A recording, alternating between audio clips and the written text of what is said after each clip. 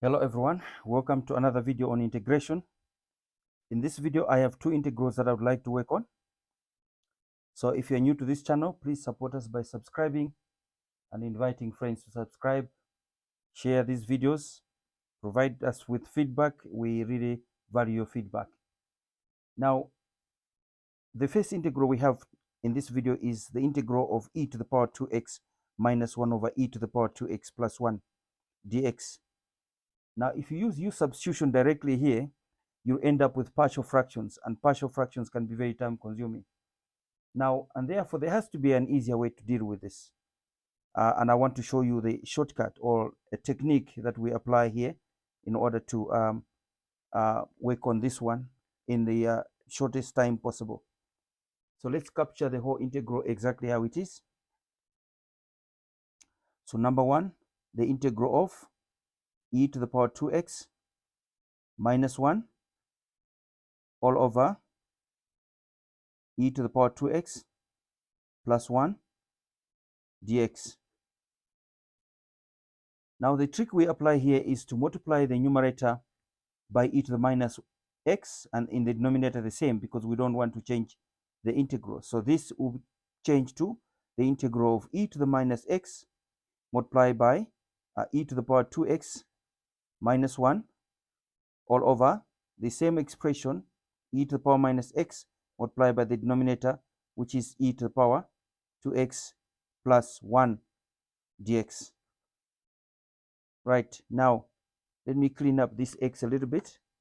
It doesn't look very nice in my eyes. Right, now notice that this is a special one, as I call it. It's a special one because you can cancel these two and you back to the same original integral that you have at the beginning. But now we expand the numerator and the denominator and produce something very beautiful. So this times that, e to the power minus x times e to the power 2x. Notice something, minus x plus 2x, because the bases are the same, we add the powers. Minus x plus 2x, the answer is x. So this is going to be e to the power x, and then e to the minus x times minus 1 is minus e to the minus x. In the denominator, e to the minus x times e to the power 2x, it will give you the same as e to the power x in the numerator we have, and then this times that is going to be plus e to the power minus x. Notice I'm saying e to the minus x times 1 is e to the power, times 1 there, positive 1 is e to the power minus x, and then we of course have dx there. Now let me rewrite this integral to this form here, e to the power x minus e to the power minus x, and I'm going to put this in brackets and write dx in the numerator, and then I'm going to say all over e to the power x plus e to the power minus x. Now at this stage I'm going to let the denominator be equal to u. Now I can apply u-substitution. So I'm going to say let u be equal to e to the power x plus e to the power minus x. Differentiating both sides, du on the left, you're going to have this differentiating e to the power x is just e to the power x. I'm talking about with respect to x. Differentiating e to the power minus, basically what we're saying here is this is du dx. Okay, differentiating with u with respect to x, this is going to be e to the power x, and then this is going to be minus e power minus x. Then multiply both sides by this, you're going to have du will be equal to, open brackets, e to the power x minus e to the power minus x, and then what do you have? Dx. Now notice this is what you have in the numerator there. So in the numerator you have du, in the denominator you have u there. So this integral then changes to, I'm taking you now to page 2. In page 2, what we have now is, let me move this one down, we're able to see it clearly, right? So I'm saying this integral now, this integral here, this integral changes to du over u, right? So this is what we're saying. What we have now is, I'm going to do this is equal to the integral of du all over u, which you can rewrite as the integral of 1 over u du. And what is this? Well, this is natural log of u, and then plus c, because we're dealing with an indefinite integral. Now, what is the relationship between u and our original variable x? This is the relationship. So u is equal to e to the power x plus e to the power minus x.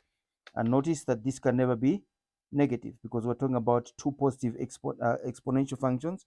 When you add them, the answer is always going to be positive because each one is positive, right? So we don't need the absolute values. So we're going to say this is natural log of, open brackets, e to the power x, and then plus e to the power minus x, and then we're going to say plus c. So this is the final solution. No use of partial fractions, simple and straightforward because of the special one that we applied here. There's your special one right there. Right, I would like to challenge you to try and use u-substitution. Let the denominator be equal to u and differentiate and construct that. In your substitution, you're going to land up with partial fractions and very involving in terms of time to work with. All right, let's look at the second integral I have in this video. The second integral is this one here. There is the second integral. We're supposed to integrate 1 over 1 plus sine x dx. Again, where do we start from? For an integral like this one. But looking at the sign, the plus sign there, even if I had a minus sign, it would be the same understanding. I'm going to apply what we call conjugates. So here is what I mean by conjugates. Remember, I've spoken about conjugates in some of my videos, previous videos. We are basically saying that if you have a squared minus b squared, and you're required to factorize this, you're going to get a plus b in one bracket, in another bracket a minus b. Now these are what we call conjugates. So if I have one, I must produce another one to make a complete set. So if I have this form, it will be that form that takes me to the solution. If this is the form I have, it must be this that takes me to the solution. So this integral then will be transformed as follows. Let's look at number 2. Number 2, it's the integral of 1 all over 1 plus sine of x dx. Now I'm saying this must change to the integral of 1 all over 1 plus sine of x, and then let's put this in brackets. We're multiplying this by the conjugate of this is 1 minus sine of x, and we do the same in the denominator because we don't want to change our original integral dx. Now notice something, that this is another special one where the assumption is 1 minus sine x is not equal to 0. So that's another special one. And so we multiply the numerator and multiply the denominator as follows. So this is going to be the integral of 1 minus sine x, and we're saying this is all over 1 plus sine x, and then 1 minus sine x, and then we have dx. Now notice something, in the denominator, like I told you, this form now is the form you see in the denominator. It means I need this one. So this changes to the integral of 1 minus sine x all over the denominator. The square of 1 is 1. The square of sine is, I said we have to have a minus because of the difference of two squares, dx.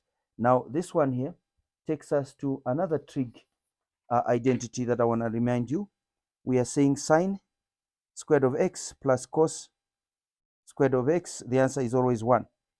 If I solve for cos squared of x here, I'm going to get cos squared of x equals 1 minus sine squared of x. Now this form here is what you see in the denominator there. So it means I must replace this one here by that, by cos squared. So this integral then changes to 1 minus sine x all over cos squared of x dx. Now at this stage, I'm going to apply what we call term-wise division. I've spoken about this in the previous videos. I want to talk about it again just to remind you. Taking us to page 4. And we are saying basically that, we move it down, all right. We're basically saying that term-wise division is what we're going to apply. Term-wise division. What are we saying basically? We are saying term-wise division, we're saying we have 1 minus sine x over cos squared x. I must divide this in there and there because of minus sign. If I had a plus sign, I would do the same thing. Not multiplication and division, only plus and minus signs there in the center. So now we're saying this integral changes to, it changes to the integral of 1 over cos squared x, and then we have minus sine x over cos squared x. Remember, we're saying the whole of this is one expression, if you like, dx. Now I'm going to distribute the integral sign and also dx there as follows. This is going to be the integral of 1 over cos squared x dx, and then I'm going to say minus the integral of sine x over cos squared x dx. Now this, obviously you'll agree with me that this is just sec squared x dx. Now I want to convince you that I must put an equal sign there. I want to convince you that this expression here is basically the integral of sec x tan x dx. I want to show you that this simplifies to that. If I may use this same page here that I used, but let me turn the back side. So I'm basically saying that sine of x over cos squared x is equal to, no, watch what I'm going to do. I'll split this. So I'm going to say 1 over cos of x times sine of x over cos of x. Yeah, 1 times sine x is sine x. Cos x times cos x is cos squared x. But what is this? Is sec x times, what is this? Is tan x. So yes, this is correct that this simplifies to that. Now we have two integrals that are very nice and easy to evaluate. So this is going to be the integral of sec squared is just tan x. We're talking about sec squared x here, tan x. And the integral of this, I want to show you that this is basically sec x. And then we're saying plus c because our integral is an indefinite integral. Let's go back and check what we mean by that. We're basically saying that this integral here doesn't have limits of integration, and therefore it's indefinite. You must have a constant at the end after evaluating your integral. Now, I want to prove to you that the integral of this is equal to this by differentiating this. If I differentiate that, I must get that. If I differentiate that, I must get that, because the inverse operation of integration is differentiation. So now, let me take another page here just to quickly convince you that this is true. I'm going to differentiate tangent and I get secant squared. I'm going to differentiate secant and I get sec tan as follows. So y equals tan x. By definition, this is sine x over cos x. Applying quotient rule, what does quotient rule say? If I get another page here just to remind you, quotient rule says if I have a function y is equal to f of x over g of x, if I want to work out dy dx, quotient rule says differentiate the numerator f prime of x multiplied by the denominator g of x minus differentiate the denominator g prime of x multiplied by the numerator f of x. Divide the whole of this by the square of the denominator g of x all squared.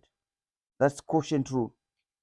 So we're going to apply quotient rule here because tangent is a quotient of sine over cosine. So differentiate. So we're going to say therefore dy dx is going to be equal to differentiate sine is cosine x multiplied by the denominator, which is cosine x, minus differentiate cosine is minus sine multiplied by the numerator, and then divide by the square of the denominator cos of x. We're squaring that. Now this is actually cos squared x, if you like. This is actually plus sine squared x all over cos squared x. What is sine squared plus cos squared? 1 over cos squared x. And this, you'll agree with me, that is just sec squared x. So yes, it is correct to say that the integral of this is tangent because the derivative of tangent is this. And the second one that I want to convince you is that if we differentiate this, we get this, because the derivative, the integral of that equals this. So if I differentiate this, I must get that. So again, if suppose you have y equals sec of x, by definition, this is 1 over cos x. Again, applying quotient rule, because we have the quotient there, 1 divided by that. We're going to say therefore dy dx, quotient rule says differentiate the numerator, derivative of 1 is 0 because 1 is a constant, multiply by the denominator minus derivative of the denominator is minus sine multiplied by the numerator, which is 1. Notice the trick here. Differentiate that, multiply by that, and then differentiate the multiply by that, subtract, and then all over the square of the denominator, which is cos of x. We square this. This is 0, obviously. Minus times minus is positive, so we have sine in the numerator.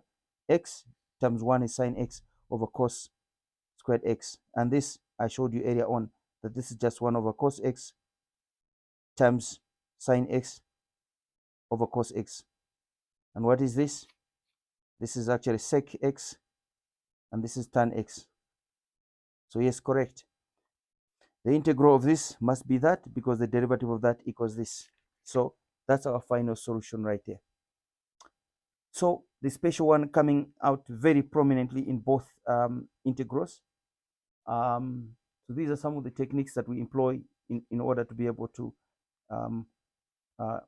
perform these integrations. All right, like I said at the beginning, if you're new to this channel, please support us by subscribing, inviting friends to subscribe, and sharing these videos. It will help us grow the channel and give us the ability to generate many more videos and support as many students as we possibly can.